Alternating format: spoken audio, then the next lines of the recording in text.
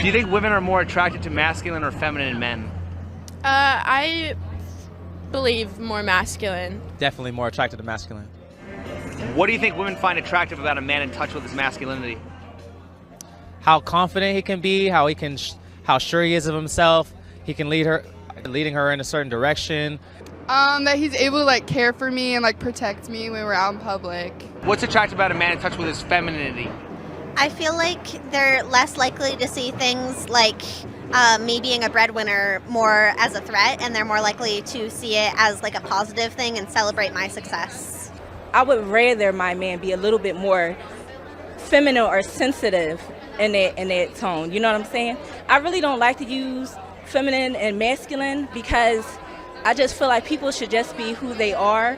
You know what I'm saying? If you're soft, if you're gentle, if you're loving, then it is what it is. A lot of women say they want nice, decent guys, but they don't. They don't pay attention to the nice guys until they've been run through by the bad boys. Do you want to be attractive to the nice, decent guys? It's not complicated. Don't sleep around, be feminine, be emotionally available, and do things that nice, decent guys do. I hate to say it, but I settled for the good guy. I wanted myself a bad boy, but I settled for the good guy because I know he's going to treat me right. And he's great. He's fantastic. And I think that everybody should find themselves a good guy and not settle for the ones that are going to hurt you or talk to your face like me.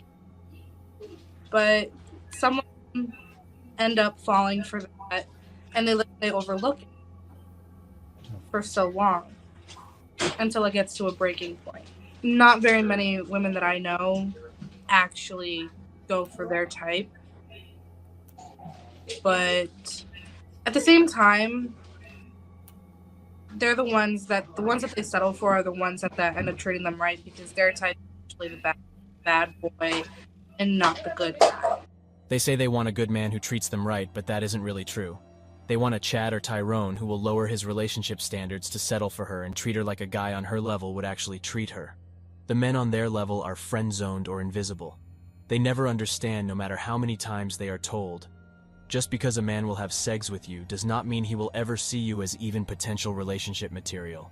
Men will lower their standards for sex but not relationships. Have you ever seen a woman fantasize over the nice guy? No, that's because it doesn't happen. In movies, women always fall for the Christian Greys of the world. The well-dressed, well-spoken alpha men. Those are the guys who get the girls. Elvis, that man didn't follow a single rule, and women loved him for it. This is why you don't see women getting off at the thought of John Legend.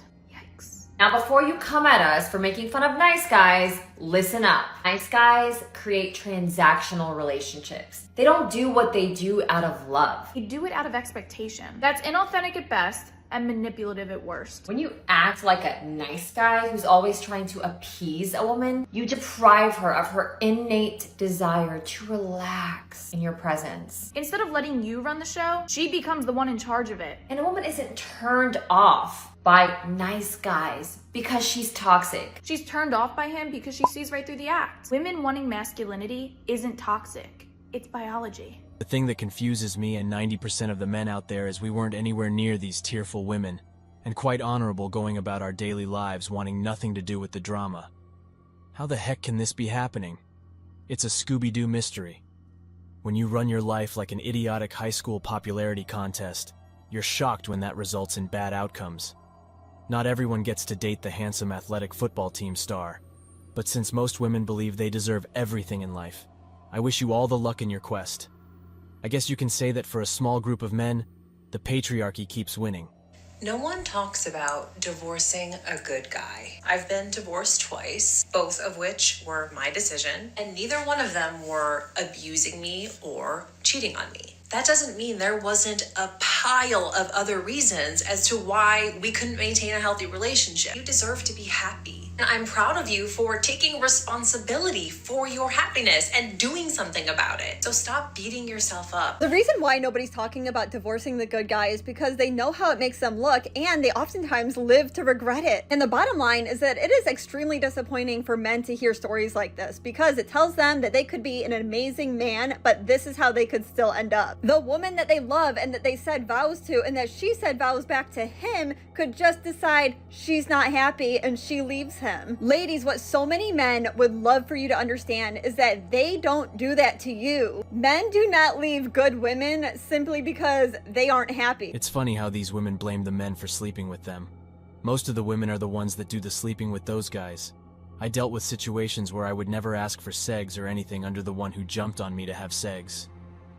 This society of women thinks that segs is the only way to keep a man, but never proves to them to keep a relationship by doing the simple things for that man, and to prove that they are good as a person to be in a... Modern women don't actually want an overly aggressive, domineering man that most guys think of as the alpha male. What? True.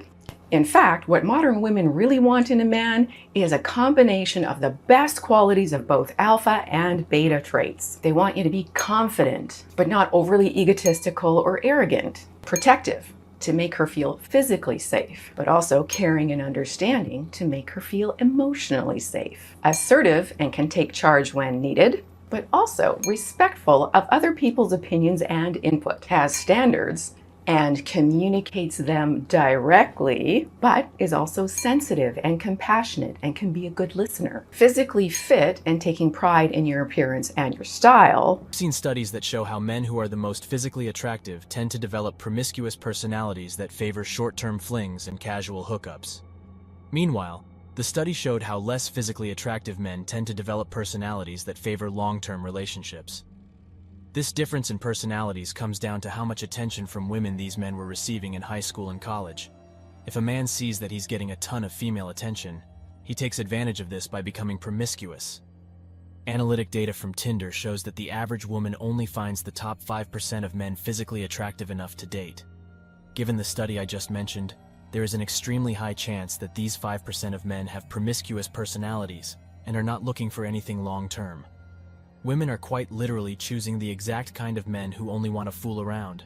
And then these same women complain about how they can't find a good man to have a relationship with. You know that dating motto that girls came up with? If he won't, find someone who will. Like if he won't open your door for you, find someone who will. Simple, right? My brother just asked me, does that work for guys too? I was like, of course, find a girl that is up to your standards. Yeah. So he's like, so if she doesn't cook for me, find someone who will. Yeah, technically. If she won't do my laundry for me, then find a girl that will. If she won't come to the gym with me, find a girl that will.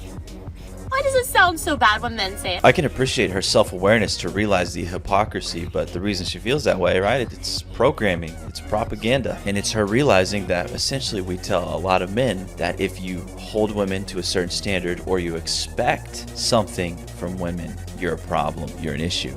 We tell men, do not expect anything from women, but tolerate everything. It's basically falling in the most powerful and old law in the universe, the rule of attraction. If you have been in some experience where your mind realizes at some point that you hang out for a while with a person who behaves like a narcissist, the first reasonable question you should ask yourself is, am I that narcissist? That I need that sort of comeback?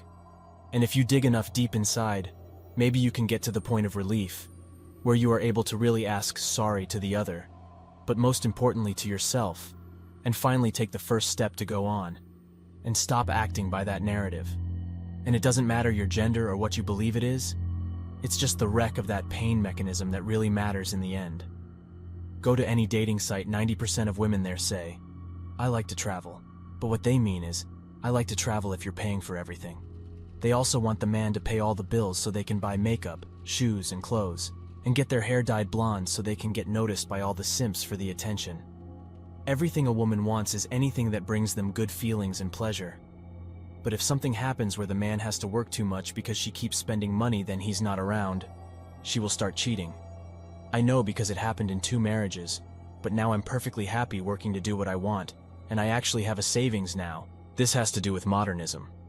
Dating is played because it's a meat market where the guy or gal has been picked over and over again.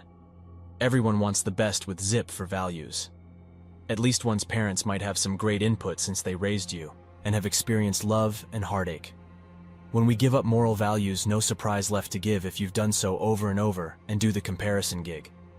The issue is a lot of these modern women lack the emotional intelligence to realize guys' true intentions. Anyone from the outside can see from a mile away that this guy is only using you to hook up with you. But they are delusional, and they think they can save them or fix them. Let's painfully obvious they're not trying to take you seriously, and then they just self-sabotage themselves by still falling for men like this. I ain't even mad, it's just kind of pathetic. How do so many women lack the emotional intelligence to see through the guy's real intentions? If more people were like me and filtered out people based off the character, not just that look salon, a lot less people would be in these modern women crying on TikTok situations. Solution for everybody: remove sex and money completely from dating for the first 12 dates. Sex complicates, confounds, and frustrates your efforts to get to know a person. It incorrectly conflates your natural bodily sex drive with the process of discovering how you relate with the other person. Removing sex and money from the equation levels the playing field for everybody. It skips over the cringy, awkward dynamic of who's going to pay. Having sex or spending money should never be done urgently. Go on a dozen low-cost fun activity dates with the understanding that there will be absolutely no sex whatsoever. If you're not able to have fun with someone without sex or spending money, apart from inexpensive movie tickets or museum entrance fees, etc., how well do you really like or relate with the person? The answer is simple. Find an average guy and help him to become better. That means do not divorce him when you get mad. That means do not divorce him when you think you have found someone just a little bit better looking or has just a little bit more money. And even before that, do not divorce him because you're making more than him. Instead of divorce, help him to better himself, either with education or training. That way you are both stronger. That is the definition of a partner. You help your partner to become stronger, which makes you both stronger. Women have forgotten that little bit of information. Thanks for watching The Circle of Kings. As always, we're looking forward to your support.